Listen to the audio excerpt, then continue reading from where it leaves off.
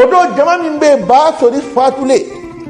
utara kuma fo fatuma ya ko nyaadi alama ala de ko la tige tugo me akada ye tugo mami min ji bana ibitade ala de ya da tige ne ada alaka jama min nana denguni jama la jama yele manaka ke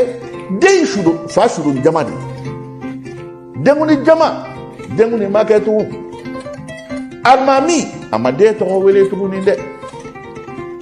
jama girna ka shude ta ka koko chokoroba kai daga munu mbe yolu ke chokoroba ka tle wolo blani tle binani saraka ya ebo denguni jama yele mana ka ke chokoroba shudu jama e mausra na dinya to ma wele deina tuguni de almami ko ne almami nyeni ne ni ndo wele ni nda yele mana ndo na nyere nod demi wolo do kara abanye fiendo yi denguni jama yele mana ka ka fa shudu jama yi ni ne ko mo to da ko na nyere soro de anga ni to ko ma ko bla folo jana ka tle binani soro iba soro de ngan sante mawda bali bana odo tlema mauko ni kama ko dani ama delika ni nwanyere dogo ne mafoa muzo shiba ni ngoro kunzigi jele ka kono taka de wulu ta dogo te di nganzanyi mami ntame wallahi ni de gine de do dakwa ta ka fafaka gine de dale ala o ma ye folo almami ala farla almami ga na tinyi ni to da de atinda almami ya ke tuguni de ni ngara ka ba ko de nye bebe ka fo subaga de fili kono de to ma se kata dina fatuma kala mo de do de ba ko de dina mo to ma se kata dina be de bali bana ko ni ka ba ko e iko alaka ko klebina ni na teme foi make na besra ne be dinya hali tulonge bagate dina fatuma na kala mo de ni dina mo foga na dense sangele sanflala kabe denya munu madamine katama damina mauba yira ko trijugu denje ale de banye fie na awolodo adengu ni jama kira fa shudo jama ka to ko to ma dalaw cheni ndede he ni mi ba wole he to tala de besrana iko alaka ko deni na se fo sandama dola sanjurila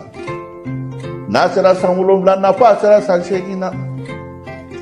nane twenyu wadu mi betlonga oba po subaka ke koro blale kanan dumude yi banye fie ki fa fa ya subaka ni mi denya na fetlonga oba de weliti se moni sena moni subaka de ni ma ye da wulo do ade de abanye fie aya fa dumude nguni kene ka ka ba fitini almami sera na ka to ta lawo ba to da ko cheni bebo de ko deina na ko do wati mi doni atefo ike mashila akele ne ba yere katlongeke na gere la demzani to lo ba ge na de kele nye tere jugo korobla li ta ka bandala iko alaka ko deni anana sa ba ma ko namu akon bi deli ene ba ibi ya fama ne ba ne to ide bebe ne wala dugo no ko cheni tere juguni do ba ko ne ma ko cheni do ko ne ti to no nyere da ma ne to abaka shira akoma ebe kashimuna akonde akima to da de akonde ma to da ko nyamunge akonde ya fama alai besra ninya akoma ne bi nyamunge nya kono maula akima fo ike na dombe ni daka akuba fite akoma otumaite feno nya fo nyeme mi famu ma aukane to da nota mani vibe na to do nya kono de abago nde dengo gelara ne madi ala madi no manjona ne nya fe be ke dengo la madi so ne flambe dengo lo fo lu de utaru chelala ne ye mode ni dem sanu toro bi tlo ne ba fo ne ma ko ne borake ne ki faga muso wore furu ifa e to roba manyi aka tene bi suka sharafa da ne de ala dele ala denduma halni ma deyni halni be defa ga deyna balo ala yo do jadi ala ye gine ma orila o kama de mi fo ala ya mane fa ay nya flam ne na de o mane toro ifa ni sojara o deguni ke do sogo yi famina ifa sogo ra ka sogo a sogo le kabi sogo ma hakili la ko tulunga do fo na ke sebe dugu ma ba be bi ifa yi to sogo la e jeli de fono e jeli guru fono ifa ni tigara deguni jamala jama min nana i deguni kama o jama yele manaka ki fa su jama yi besrani almami ko ale se ki to da ki ene nyafiye ki papa kona le ito da ko ni mi ale re so kale da be le ma to na kale se ki to da besrani nya ndenga ni ma woro la sale ba siri tela nete baila fo itila nimbe farla ala dilla e mari masa ako de inde ko dugu maula o de kama ito ko mada ako ama ko ne ba ibi ya famma ne nyire to ko da bi ay ne wele ko menda ka mbulo ne to ko mbenda njamu ka mbulo be ka ne wele mbenda ne to ko ne ba e ne palmo abasgide kasira kaba ko fili ko rokoi ni mi mbenda cheni ho abapo aide ne to ko mbenda fo dugu be ya wele ko mbenda na ka ko mandi mai odo dugu ti do be ko sajala o dugu de umbe temsenu chama bi temsenu ba laje muso min gadu ye ibe musoro floka dugu de muso do tumbe ko Fatumata Binta tunya muso mambaye akain dugu mugoti be mugotu la ko digi do temsenu re de mabuka tlongeke nimbena na tere dugu de nana de nya ire to da ngata akana tere wuli amfe ama fo ike mala abi logi ni kana nai aba basa ko kela abakara fiento amisir na mabi atanam to demi ba kerefe fogo ke mugutiye odo tlema temsanu nanaka musomanu nasigi kombe mimbe mife aleke niti mau kerefa sigile ba danadi dugutugi temso Fatumata Binta taraka ta musoro flaka sajala ko ne kaba ko dai ni ma tere jugude mi ya baketa ka faketa ka ba nyefie ka fake ka fa dumu keneka ne de Fatumata Binta hakili tiana boy do drina na lema akonde akokori fama no ila ko baba ko itenela akonete mashi fenin benate akonde akoni ntere mana wuli fati da ema ko ne minyi fa ya ne fa bi ba fa ni den tere jugude na to ya bake fie ndoi an chokoroba to nyu ansoro adengunu keneka make fo yene di kashite aya fa ema almami e umimbe kurana ko na nyaka lo sarana ka to oweli ema fo ke bo fe ako baba nete mashi fe ni ndin ta kuni o digira dem sedi to la mo tugu la muskoti nyuma de ko ka be mena ta bani bana dugu tem so mo tinya fo ga ke kele mena sigilembe Fatumata Binta na nama akumbenda akunamo akumbenda ala yijani de benda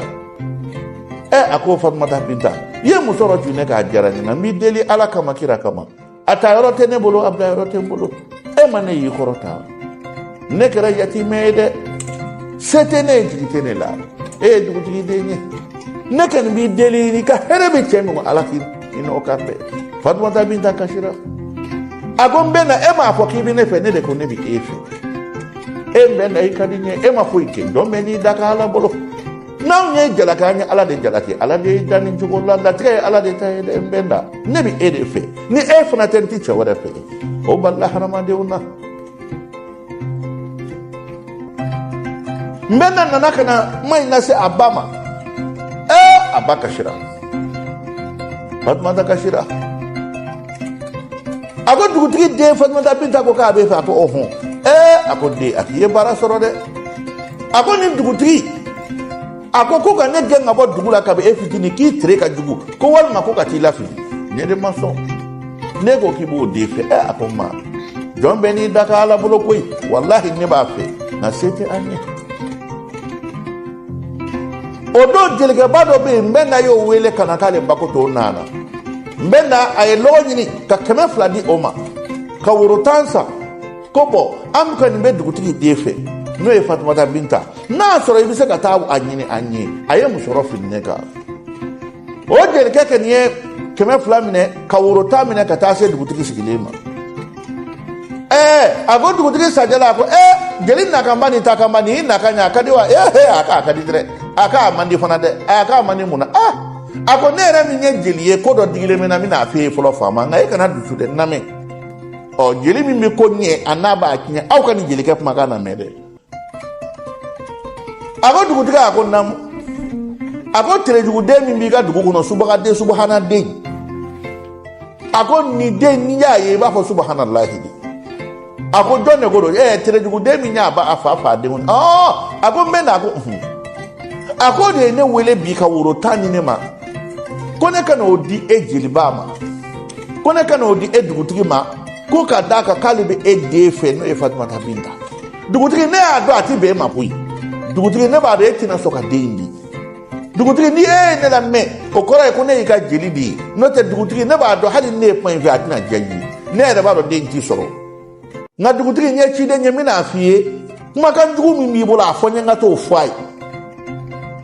dugutigi ko jilba yala komi yere jilisa ibanga dugu lada la kodo afaye kaka tiri dugu denya ka kunteme kabonga ntendenda mabinta di shini ko hali ni abetama to nyi nyeshine ka dula ndiko kala ni ngajani nyine ta afaye kaka musowere nyini kani aunde furu no maye ka oni tiri dugu denshi te furu no maye atere kana ere anwa dufe jelba ko wallahi horonge nyele nyado kibeni fomene wallahi kabaye worota jama dia nyekui na japu ya fonga na afiye o ikuma kan ni ka fe bi kuni kanche dugutiga abe fonya mita faye wallahi dugutiga gelba ma to bi ire bolo aywa ambe bi mana blaya mobile jelefu nindo na mami ngashiroti ka ya fama kadaga ni hinani makari manadi nimbore mi samali de yira abe hinani makari de yira o demi vle ni eta ka ala ka da ma hereji ni ala na kra ye shinin jira ni awla mina manani tola se awma demi na gele ajugu ye nye dugukolo ka abina bone mi nyi abina mi nye dugukolo ka mino mana fo awye ma ko sa ala ka ambe shini